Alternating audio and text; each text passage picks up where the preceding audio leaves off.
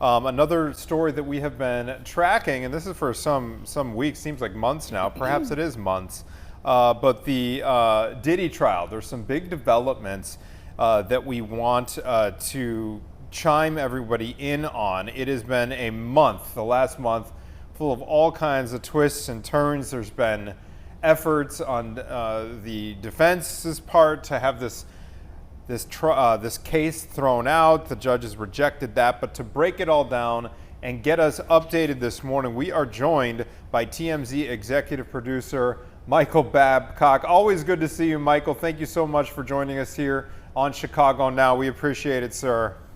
Good morning. Thanks so much for having me, guys. All right. So let me start off just by asking you, the recent testimony that we heard from Diddy's ex, she's going by the pseudonym Jane. What has been the most surprising or revealing moment with regard to this most recent testimony from Jane? Yeah, I mean, look, it's been really interesting, and I think there have been really strong points and powerful testimony when she has been questioned by the prosecution, but also on cross-examination from the defense. That's what happened yesterday in the courtroom, and I think there were some really substantial moments here for Diddy. So Jane was on the stand, and this is somebody who is somewhat different from some of the other people who have been alleged victims here, like Cassie and another woman named Mia, in that this Jane clearly really cared for Diddy, and she really wanted to be in a committed relationship with him. And it seems like from her testimony that Diddy was the one who didn't want to be exclusive with her and wanted to be with other women. There was a moment in the testimony yesterday where she was asked by Tenny Garagos, who is Mark Garagos' daughter, she's on the defense team, to talk about a moment where she had said something to Diddy. Diddy was on vacation with somebody else, another celebrity, and Jane wanted him to come back, and she used the freak-offs, which they called the hotel nights. She used that to essentially apply leverage to him to get him to come back. She said, if you don't end this vacation early and come back to me, we're not going to have these hotel nights. So if you want to do that, then you better come back. And sure enough, he came back. And that's important because, this whole trial is a battle between the framing. The prosecution wants to show Diddy as this incredibly wealthy and powerful person who had, this enormous influence over these women, and he could get them to do what he wanted them to do against their own will. But the defense wants to show these are adults who, on their own free will and volition, made these choices, and showing this person who was supposed to be a victim as, again, using these parties to get Diddy to do things that she wanted him to do. That cuts exactly against. It's the polar opposite of what the prosecution is saying happened here. So, that's not to say he's going to be found not guilty, but I do think it was a significant moment for Diddy yesterday. It just, what do the jurors think of it? That's the question, and obviously that's not something we're going to know until they deliberate. So we understand that Jane also made references to Kobe Bryant, Michael Jordan, and Shaq during her testimony. What did she say? Yeah, this was strange. She said that that her and Diddy used to, and they would obviously, when they had these parties, they would bring in somebody else, typically one other person, a male escort, and they compared themselves, or they likened themselves, Jane, Diddy, and the escort, to Kobe Bryant, Shaquille O'Neal, and to Michael Jordan. Obviously, three of the greatest NBA players. I don't need to tell you guys this, right? Yeah. Three of the greatest NBA players of all time. So it was a strange thing. I mean, there was something else they would refer, or Diddy would refer to Jane. His pet name for her was Crack Pipe, I suppose, because he felt like she was, a very addicting person. But these are the little things that have come out. We've heard voice messages. We've seen text messages. I mean, it's been despite the fact that it's not televised because it's a federal case, there has been a lot of information coming out of that courtroom, and it's really explosive stuff.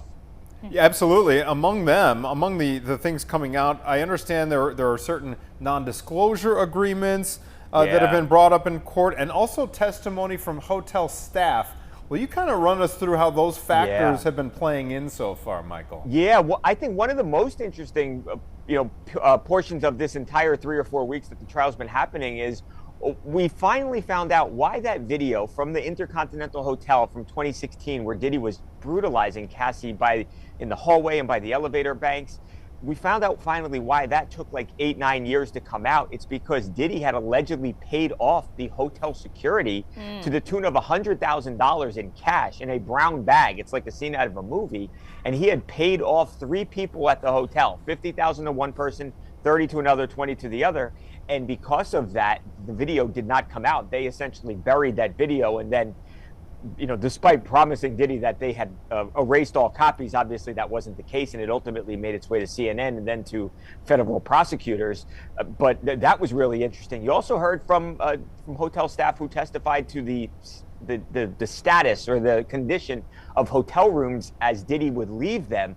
It was so bad that one of these hotel managers said that they would actually block off the room after Diddy checked out because they knew it needed a thorough professional cleaning. They would charge him something like $1,000 extra because they knew they were going to have to pay for the cleaning.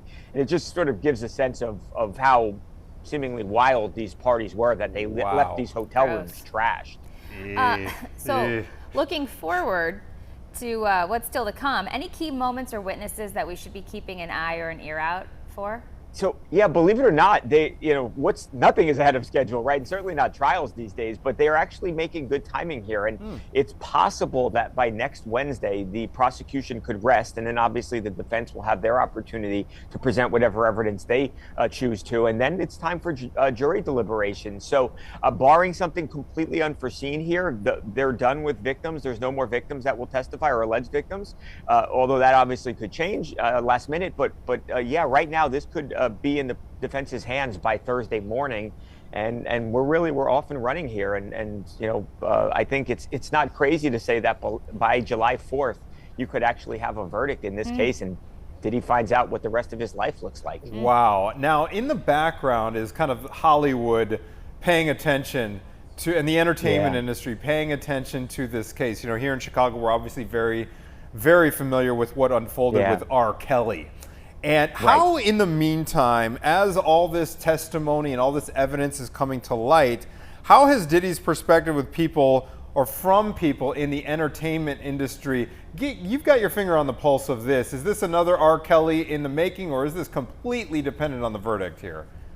I know. I mean, if he was found not guilty, I suppose there's a world in which people came back to Diddy, but I mean, for all of the celebrity friends that he had over like a 3-decade-plus career where he was on top of the hip-hop world, they have run the other way. Nobody wants to be associated with Diddy right now. That's why you're not, I mean, he has so many celebrity friends, obviously, but that's why you're not seeing anybody, or hardly anybody, speak up for Diddy, because nobody wants to be attached to this. There's a thought amongst people that these parties involve celebrities, so nobody wants to be seen as, perceived to be speaking out for him, and then there's speculation that that person might have been involved in these freak-offs. People have run the other way as fast as they possibly could. And honestly, I don't think, even if he was not guilty, with the videos we've seen and the things we've heard, it's hard for me to imagine him ever getting back to that stature that he once sat at. Oh, totally. Okay, so we're going to take a right turn here, talking about Blake Lively and Justin Baldoni. This is juicy as well. So I guess go ahead. No, I am sorry. So there was actually a really big moment in this case this week. So if people aren't aware, they were on the movie It Ends With Us. They had a horrible relationship on set, and they have both sued each other. Blake sued him first for sexual harassment, and then Justin Baldoni sued Blake Lively back for defamation, as well as Ryan Reynolds, her husband, and the New York Times, who wrote this long expose on what happened on set, allegedly. So that was a lawsuit from Justin to Blake and Ryan and New York Times. Was a $400 million lawsuit.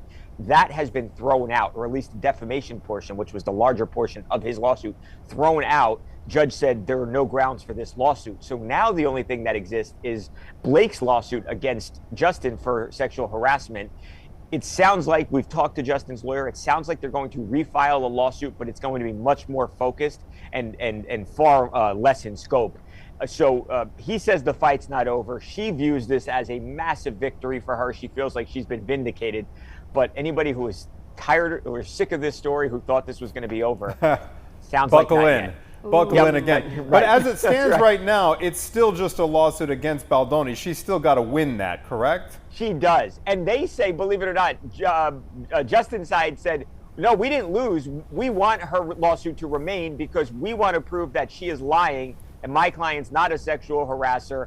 And so they are framing this. I mean, it's a heck of a way to twist things around, I think, but they are framing this as if this is actually a win for Justin because he still has the opportunity to prove that he did nothing wrong. Could you give us the nuts and bolts of that, the harassment claim? What did Blake say? Yeah, so it was that movie It Ends With Us was a Yeah. fairly popular movie, although this is kind of, this has become a bigger story than the actual movie. Yeah. Right? This is all people talk about when it comes to that movie. But basically what it comes down to is that Justin, or Blake claimed that Justin, who was also a producer in the movie, he was inappropriate on set, that he was acting in an inappropriate way. It's a love story, that he was doing things that she didn't like or she felt uncomfortable with. And that's really the basis for what the lawsuit, this is how it started. And then obviously a million things have happened since with them suing each other. But that's what it all started, as a sexual harassment claim, a civil lawsuit. This is not criminal. Now, with regard to that, I know that Baldoni's side, refresh my memory if I'm wrong here, released a bunch of stuff, including the raw tape of one of the scenes in question, which was, I believe, I just remember seeing them dancing kind of you're exactly right. cheek to cheek. And I remember at the time when it came out, a lot of people jumped on Justin Baldoni's side saying, hey, this proves that there were, if this is the worst thing in question. Will you kind of get us updated for folks who are unfamiliar with that dynamic? Yeah, by the way, great recall. That's exactly what happened. That's exactly what they did. The scene was very short in the movie. There was not even any dialogue in that scene, but they released something like a 10-minute raw clip where you can hear the interaction where Blake and Justin are talking to each other. And from my perspective, and I think a lot of people who watched it, I think they came away with there was a relative consensus that it didn't seem like anything inappropriate happened here. And she says she felt uncomfortable, but when you watch the video, it doesn't sound like there was anything said that would be questionable or anything was done. No action, no physical touching that would be inappropriate.